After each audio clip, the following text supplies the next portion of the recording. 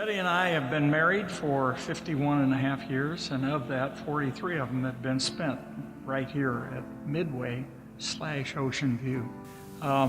Betty and I were brought up in the church, Southern Baptist, but we were in the church from the very first things in our lives. We remember going to church. So that's the background that we had. And we moved into Imperial Beach after the Navy. And along with the house in 1971 that we bought, we got neighbors. And the neighbors were members of the Midway Baptist Church. And they tried to get us to come, and we'd been going to another church, and they kept saying, come on, this is great. We got a new pastor. Come on over.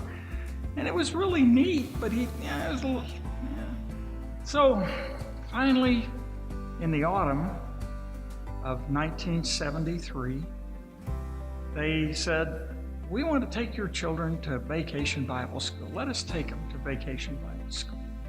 And as most of you know, at the end of Vacation Bible School, they have a get-together where you see what your kids have done. And this was Sunday night, and we came to see what our children had done in Vacation Bible School. And sure enough, we've been here ever since. The pastor at that time was Ron Bates, and he felt led to go to another church in a different location. And so that had the church board having candidates come in, and one of those candidates was Jim Bates. And David liked to tease him that we became members only so we could vote against him, actually voted for him. And that was, we were just attending, we were not members, and so we had to become members in order to vote. And so, of course, we did. And so that started our commitment at Midway Baptist Church, later Ocean View Church. So, new minister, Jim Bates, the church got new visions, and with that vision, since there was no room for building on in the location because it was too small, it had to be something else. And so with that became this land up here on the hill. And with that vision came a commitment of the congregation sacrificing. It literally was sacrificing on the whole congregation, the members, to contribute to purchasing this land to begin with. And then came the commitment for building this building, later the gym and the office and just all the different things. And everybody pitched in and worked. And it just was just a time that everyone pulled together. Amen. We had, first of all, a lot of people didn't realize, but we had to put in a lot of dirt out here because this hill didn't go anywhere near where it is today. It's been an amazing journey. It was almost, the building was hardly finished until we were having to knock out walls, and the balcony was all Sunday school classes, and there was a wall, and down below from where the edge of the balcony is all the way down were Sunday school classes. And all of those the walls were designed to come out, and out they came very, very shortly. And then we built this wonderful building called Faith Hall. Now, a lot of you know this building as Building A, and you'll see me all the time refer to it as Faith Hall, and then Perrin's Building A. And it's a specific reason why it was called Faith Hall. Right, because it was built strictly on faith. We had no money. We just started, and people came.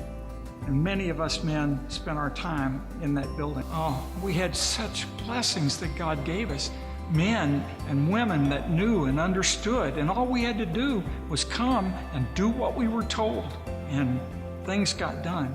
But when this building was built, everybody had a purpose. Every person on the board of trustees had a job. My job in the main auditorium was the sound system and the lighting, what they called the theatric lighting. Oh boy, did I have to learn some stuff. I think the greatest thing that Betty and I see now is the young married couples and the children. Oh, I love the children.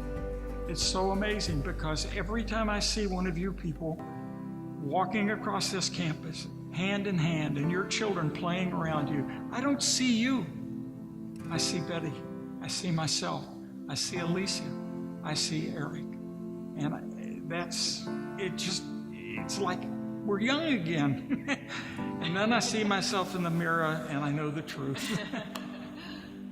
Faith is something that it's a word of action. You cannot say I have faith and have no action, because faith demands action. I tell my men up there, just last week I used this thing. I said, I can talk, got a chair and I can talk all the day long about this. I have faith that this chair will hold me up. But until I sit down in the chair, I haven't proven that I have that faith. And daring faith is the attitude and the idea that, like Betty so aptly said, it's got to stretch you. It can't be something you believe that you can handle. Now, when Betty and I, when we had our first thing, it was called Together We Build. And that, we had no money. God was good. We gave our tithes and our offerings. Everything was great. But we didn't have anything extra. And where were we going to get a lump sum? So, took out a loan, absolutely. And we came and we gave that money to the church. And to us, that was just, that's the only way we could do it.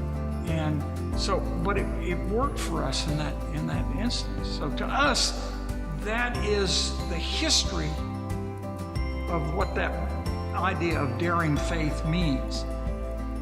But now, my realization is that this is,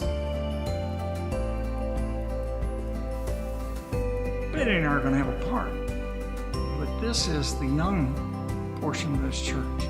It's their turn to find out what God would have them do. And just, what will it mean? It's an individual thing to have this type of daring attitude toward faith.